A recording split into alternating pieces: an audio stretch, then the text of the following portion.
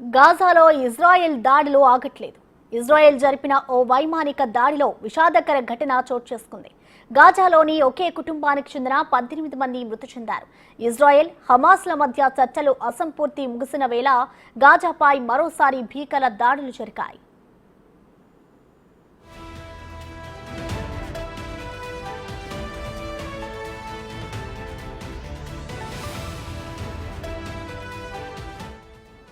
జమైదా పట్టణంపై Tel Aviv జరిపిన వైమానిక దాడిలో ఒకే కుటుంబానికి చెందిన 18 మంది మృతి చెందారు. అల్ అక్సా ఆసుపత్రి ఈ విషయాన్ని ధృవీకరించింది. ఈ దాడిలో వ్యాపారి సమీ జవాద్ అల్ ఎజ్లా, అతడి 2 భార్యలు, 11 మంది పిల్లలు, వారి అమ్మమ్మ, మరో 3 బంధువులు ప్రాణాలు కోల్పోయినట్లు తెలిపింది.